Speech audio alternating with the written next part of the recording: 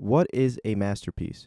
Hello and welcome to episode number 5 of the Anime Now Manga Later podcast. I'm your host, Laugh Now Die Later, and today I'm going to be talking to you guys about what a masterpiece is, in my opinion, in the manga world. I'm just going to be going through, my opinions, like what makes things a masterpiece for me, some of the masterpieces that I have, in my opinion, and also I'm going to be talking a little bit about hiatuses, and it kind of ties into masterpieces, and you guys will see how. But before anything else, just a quick announcement. Again, there's no call-ins today. This last week, 2 weeks, for the last 2 episodes have been really hectic school-wise and just figuring things out personally.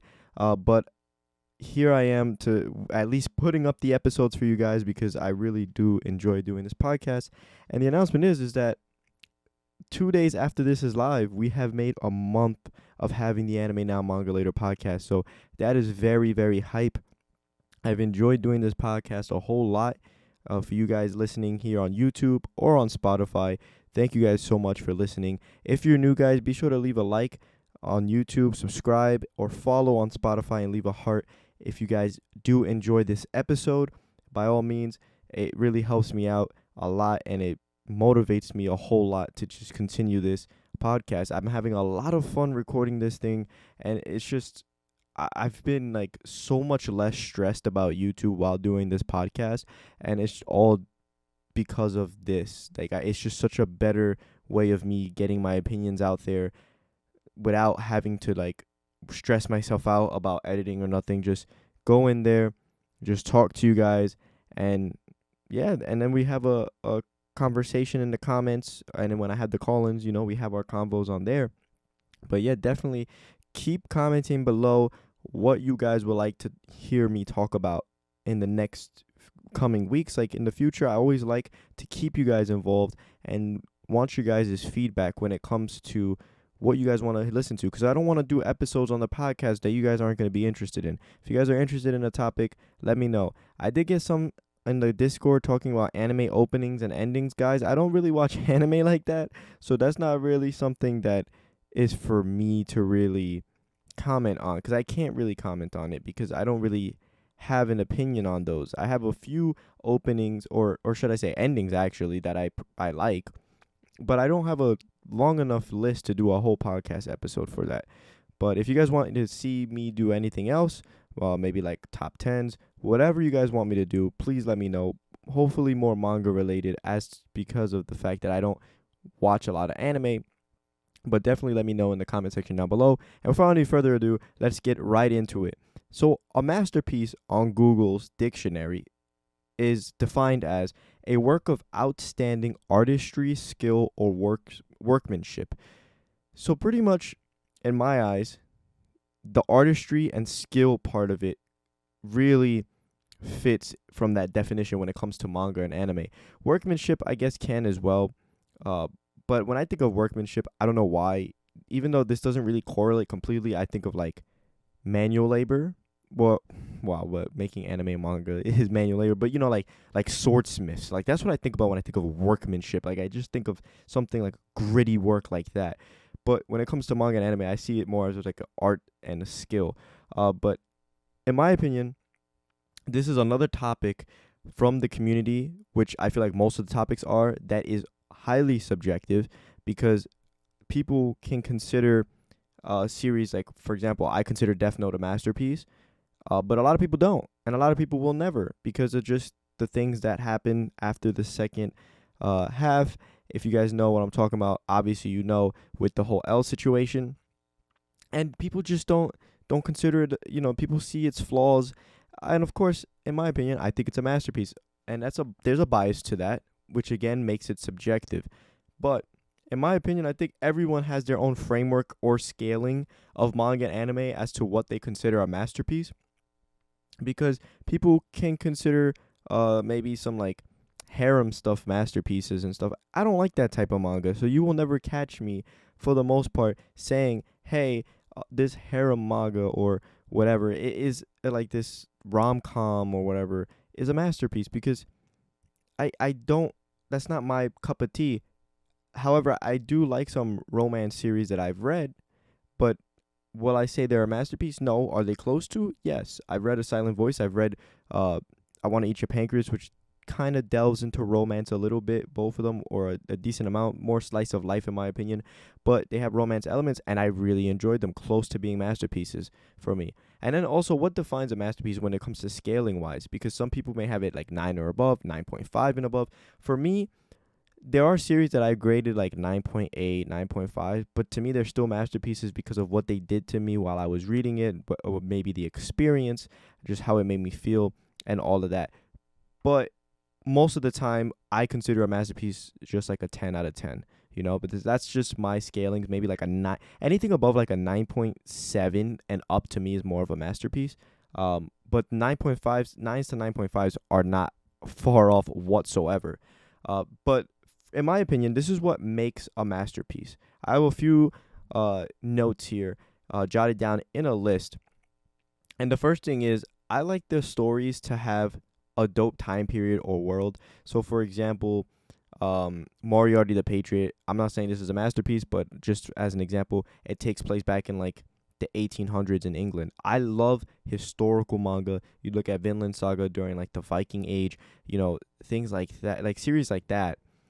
I really love when there's like real life cities or real life historical scenarios. I really enjoy that, which is why I should get into Kingdom within the next year or two, because I have so much to read ahead of it. And I also just like the time periods like during the samurai, like the ages in Japan, like I don't know the ages, like the Meiji era. I don't even know if that's a real era, but just I like these historical eras in manga, even if it like the actions in the manga aren't historically accurate at all, and there's no like real life story. It just takes place in the era that is real. I like those type of manga as well. So that's like, for example, Demon Slayer. Demon Slayer takes place in like the Edo period or something like that, and I'm probably wrong with that, but it includes demons and all of that. So it takes place in an actual period in Japan, but the story itself is not realistic. I think a dope time period like that, and the world just being unique on its own, makes a masterpiece for me. Another example for me is like Attack on Titan, with the whole like the time period they lived in, which kind of felt like World War II-esque when the second half, if you know what I mean, because I don't really like to spoil on here, but when the first half felt more like a little bit older because they didn't have so much technology. But yeah, so that's my first point. I like a dope time period, whether it's realistic or not, just something unique, and the world itself. Number two, I guess this kind of goes with number one, is a cool setting or place. I just like when things take place in a realistic setting, or if it's unique. I remember in Record of Ragnarok when you had Jack the Ripper, when he fought his fight, I believe it was against Hercules. They changed the arena to make it look like Jack the Ripper's time period of England, and I thought that was absolutely dope. Now, obviously, that's not the setting of the whole story, but just from that little area, like that little fight, I just liked how they changed the setting. Also, when Poseidon fought, they had a lot of water against Sasaki Kojiro. I just like things like that. I really like when there's a cool setting in a story, whether it's unique or real. I just find that really amusing. Like, I do know that Innocent takes place maybe during the French Revolution, if I'm wrong. And that's another series I want to get into, because it takes place during a real era, and it may be a fictional story, but it takes place in a non-fictional era. So that's my first 2 points that kind of coincide. But the next 2 points kind of coincide as well. And my third point is, I love it. I love when a masterpiece manga has a great protagonist and a great supporting cast. You have to have a great protagonist and a supporting cast in order for me to consider you a masterpiece. You have series such as Monster, which I think Dr. Tenma's a dope protagonist, and the supporting cast along with him, the people that helped him along the way, to jot down clues, to find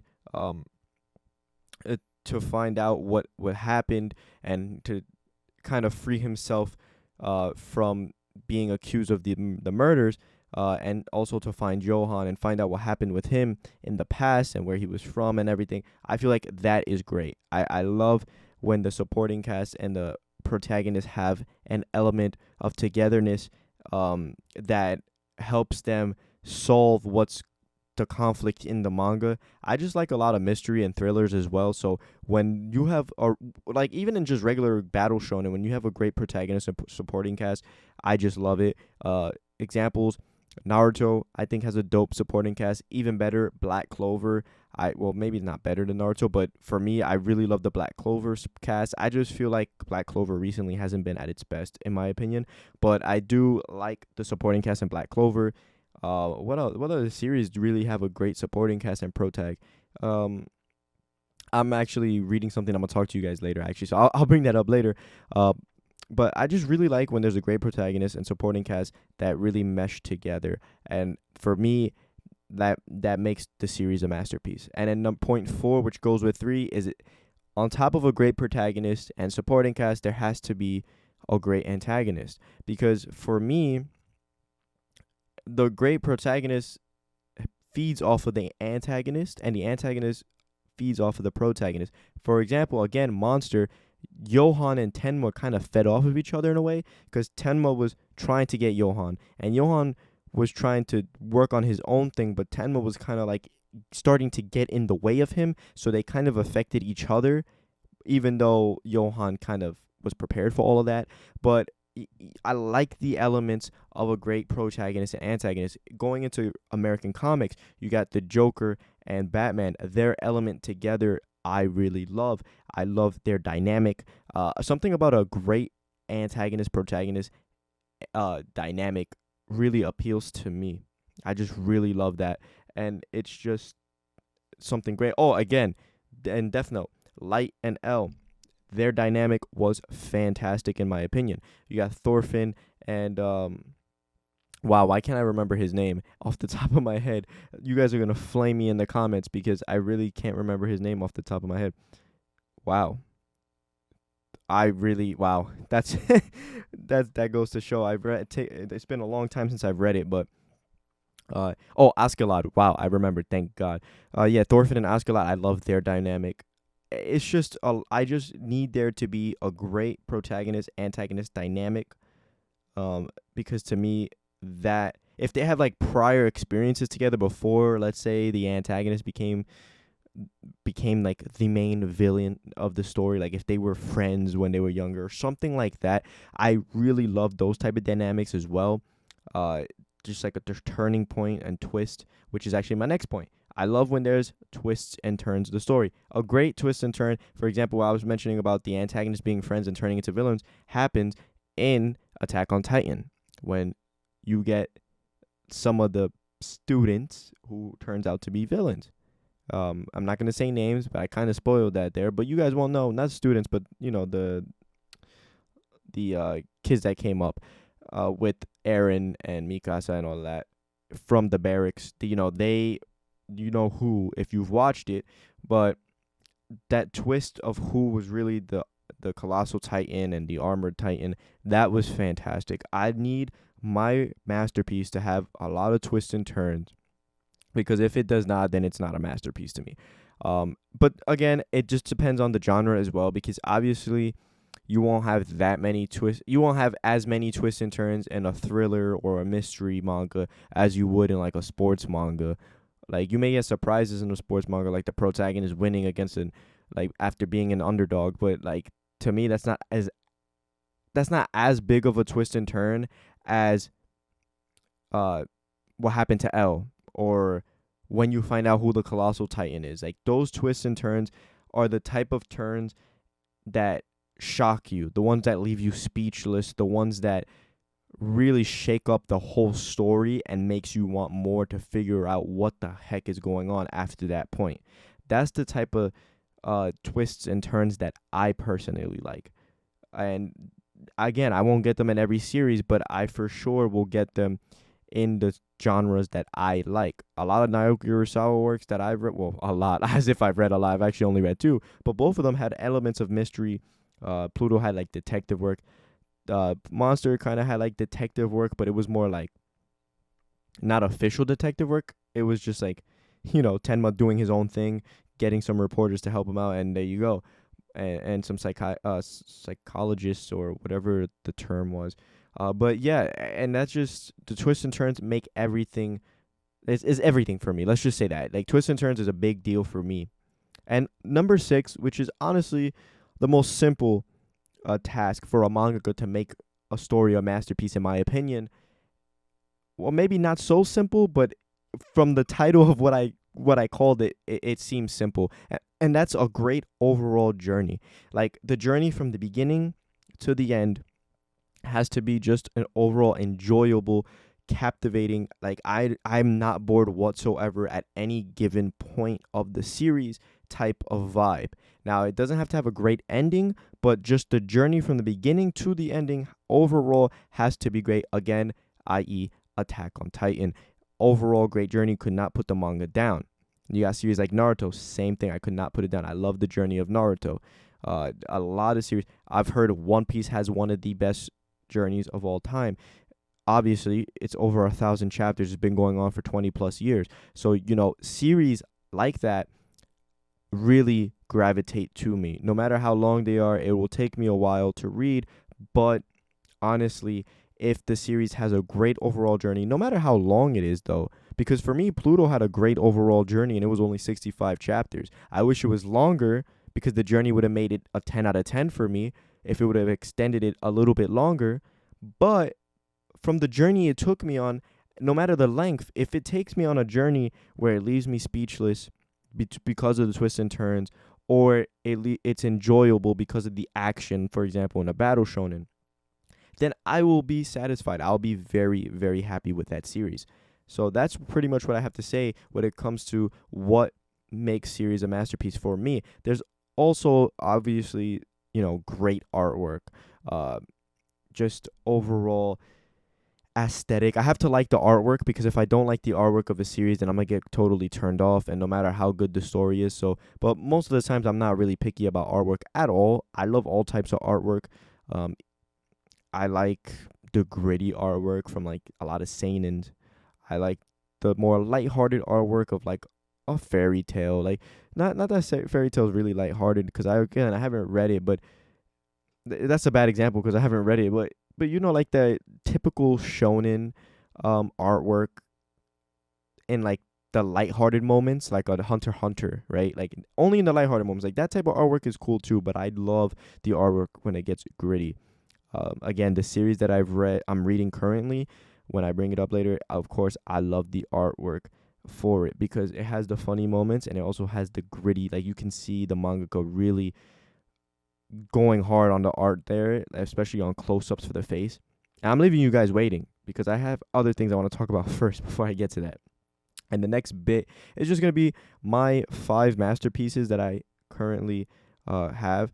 And again, I've talked about all of these already on the podcast, on my channel. So I'm just going to tell you guys what they are right now. And then I'm going to go into the little segment I have after. And then I'm going to tell you guys what I've been reading. And that's it. It's going to be a short episode today because I don't have a lot of hours left to put it on to Spotify. And also, this was an on-the-fly kind of topic because I'm going to be honest, I've been so busy this whole week that I haven't had that I haven't had any time to really record this, and I really needed to record it, and it's literally the day before it's going to be released, and I needed to do this for you guys. So I'm sorry if the episode's a little shorter than usual, but I did my best for you guys, and I'm sorry there were no call-ins again. I'm going to try my best to get some either next episode unless I have a special guest. But pretty much my masterpieces are Death Note, Attack on Titan, The Mangwa Bastard, Flowers of Evil, and Monster. Those are my top 5. Not my top 5 of all time because I feel like top 5 manga doesn't have to be like if I tell you my top 5 without bias, maybe that would be my top 5. But if I told you my top 5 with bias and with like series being close to my heart, Naruto would be in there instead of like Bastard, so that's just me. But without any bias and just looking at it from an analytical standpoint, which I don't like to do, but like just from like I guess not an analytical, but like like if I was critiquing series, that would be kind of like my top 5. But that's not my top 5, if you know what I mean. But those are some masterpieces in my opinion. Again, all opinionated, subjective as hell. Next, this kind of goes hand in hand with what a masterpiece is and like what I think are some masterpieces, because a lot of masterpieces that are considered, a lot of manga that are considered masterpieces in the community, they're on hiatus. Now, this is the next thing. I don't know why, but I feel like all of like some of the greatest series of all time are always on hiatus. And it's not that I don't know why. Let's be honest. The reason there are hiatuses is when a manga takes a break due to either extreme workloads, physical illness, mental health illnesses, and just needing a break. Like you got Akutami from Jujutsu Kaisen needed about a month break in the month of August because, or July to August, because of the fact that they were doing a lot of work. You could see in the artwork, the art was like pretty much sketches. They had to submit sketches because because I don't even know if Geiger Akutami is a girl or guy yet. I like you see that they were just so tired and they needed a break so badly that it affected the artwork. Especially during some great scenes like the whole Makima situation. Not Makima. What am I talking about? Again, Makima. I don't even know what I'm talking about. I'm so tired, guys. Why can't I remember her name? Is it Maki? And now this is getting me really tight. Hold on. I'm going to go on AniList real quick. And I'm going to look up who it is. I bet it's Maki. And I'm just being dumb. But yeah, that whole like arc before their break really was dope. It's just the artwork was never finished. So that was kind of annoying. But at the same, and it wasn't annoying towards the mangaka. It was annoying because the reason the mangaka even had to take a break was because the way that the industry is. The industry is it's actually really difficult, in my opinion.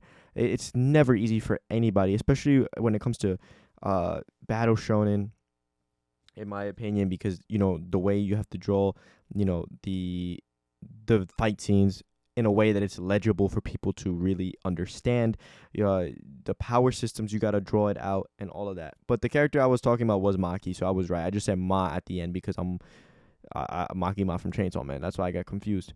But some of the three like main manga that I can think off the top of my head that really have been on hiatus, and are well renowned as some of the best manga. Two of them are seinen, and that is Berserk. Rest in peace, Kentaro Miura. But Berserk, I believe, if I'm not mistaken, there were like maybe 2 chapters a year, and it was because of his health. Possibly, I'm assuming it was. But it was on hiatus, and a lot of Berserk wasn't coming out as frequently as maybe it was in the beginning. And you have series like Vagabond by Inoue that's been on hiatus, and then the well-renowned Shonen Jump title Hunter x Hunter, one of the best series in my opinion in shonen history. It's in my eyes. I haven't read it, but from watching the anime, it's fantastic. I read the manga after where the anime leaves off, and Togashi was really about to go off, in my opinion. The Dark Continent arc was either going to be a huge success or be mid as hell, but from what I read after the anime ended, it was really wordy because, of course, he was going into something that would have been huge for Hunter x Hunter, to the point where it probably, I don't think it would have been as long as One Piece, but it would have taken you on a big journey like One Piece. Like, I've only read 6 volumes of One Piece, which I forgot most of the things about, but in One Piece there is a grand line, and that's like delving deeper into something that you already know, like delving deeper, even deeper in the world of One Piece that we already experienced, that I experienced in the first 6 volumes. It gets even deeper. Whereas Hunter x Hunter was getting even deeper as well in its own world, because Togashi was introducing this whole big continent with these monsters and things that no one's ever really been able to go to in the world, like explore or anything. So the fact that he was doing that was amazing. It just was never able to really go anywhere due to the fact of his illness. So I rest in peace, Miura. I hope these mangaka that are on hiatus that I've mentioned, or any mangaka that's going through it, I really hope that they get through whatever they're going through. I hope they get better. If it's like physical health or mental health, I hope they get better. And you just always got to hope the best for them first. Like, screw the manga, just hope for the best for them, because at the end of the day, they're human beings, they're not robots. And if you guys want me to do an episode talking about the industry, I would definitely love to do an episode about the industry. But it would definitely have to be research. Like, I'm gonna do some research on the industry to understand it more myself and talk to you guys about it, and like what some of these magazines require. Like, Shonen Jump's a weekly magazine, and like some of these series have to do some crazy artwork, like a Jujutsu Kaisen, because it's a battle shonen, and the artwork is so dope. At times it lacked due to the mangaka's health, because it's such a popular series. You have to make color pages, some chapters, or like also like the cover of the Shonen Jump magazine. Like, there's a lot of work that's involved in a week's time, and it's not enough. They don't eat enough, or they don't sleep enough. They're always sitting in a chair that can mess up their back. It's not a healthy job whatsoever. So kudos to the mangaka, always kudos to them for working their asses off to create series that we know and love, whether it's the Western Hemisphere or Eastern Hemisphere. Just great series overall. So shout out to them, and that's pretty much what I had to say about hiatuses. Now, literally the only thing I have left to say, like I said, this was a really short episode, so sorry about that. It's just an on-the-fly topic that I whipped up notes for last second, but I didn't want to leave you guys hanging without an episode, so hopefully you guys do forgive me for that, but hopefully you guys did enjoy as well. I really do hope you guys enjoyed. If you did, be sure to leave a like, subscribe if you're new, and follow on Spotify if you're on Spotify. And yeah, so pretty much the last thing I got to tell you guys is, of course, my reading log so far. Well, not really so far. Really, after my last log that I told you guys, my last episode, besides after I finished watching Beastars, actually I watched the show. I took a few days off from reading or watching anything, and anime or manga related, and I watched the show Squid Game, which was absolutely dope. It was really dope. I really recommend you guys check it out. It really sounded like a manga style. Like, it sounded like something that you would read in a manga. That's why I liked it so much, I feel like. So that's why I was right away I looked up, is Squid Game a manga, because I would love to read it if it was. And yeah, after that I put a poll on Twitter, because I've collected all of Promised Neverland and I still have yet to read it. I have all of Yu Yu Hakusho except volume 10, because it's been out of stock. And I also would like to read what was the other series I put on the poll? Now, off the top of my head I can't remember, but I do remember putting another series. And then I also put Bleach, and you guys voted on Bleach, which I'm very happy about, because I've been wanting to read Bleach. I was supposed to read Bleach in the beginning of the summer and then start reading One Piece, but I started reading other stuff and just a lot of things going on. So I ended up not. But I've gotten through the first 123 chapters of Bleach. I'm in the Soul Society arc, and it's been nothing short of dope. I really like Bleach for sure. I started just doing this thing on AniList where I stopped rating things as I read it, because I feel like I put things overly when hype moments happen. I rate series really high. Like, I rated Tokyo Revengers a 9.7, and reading it weekly, I don't really feel like it's a 9.7 anymore. But I think I'm gonna start giving them ratings when I complete them. For that'll be the final rating. So Bleach, I'm waiting till I'm completed with it to then give it a final rating compared to what I have in my completed section. Everything that's in my reading section will have ratings, but that's because they already had ratings. And then if those series finally finish, they'll probably get another rating at the end, depending on how they end. And overall, when I reflect and compare them to what I have in my completed already, that's basically how I do it now. But let's talk about Bleach, right? So the first 30 or so chapters of Bleach, I will say I do like Ichigo. I love the dynamic with him and Rukia. Chad is a Chad. Like, he is so dope in my opinion. His drip is fire. Like, the one thing I will say Kubo does really well with Bleach is he just gives his character such drip. This is one of the drippiest series or probably the drippiest series I've ever read. Like, for real. Just love that about it. And the power system's cool. I just like everything about it, to be honest. But the first 30 or so chapters, I will say, I did not really like all too much, because it was just mostly a lot of humor, and there's nothing wrong with humor, but again, it was just a lot of humor and kind of like Ichigo finding his own with this new power of the Soul Reaper that he got from Rukia. And it was a lot of like mini missions in a way, like it was like he killed a hollow here, he killed another hollow. The only hollow that I can think of that really like I feel like will come into play later on in the story, because obviously I'm not there yet, is the hollow uh that I don't know if I should spoil this.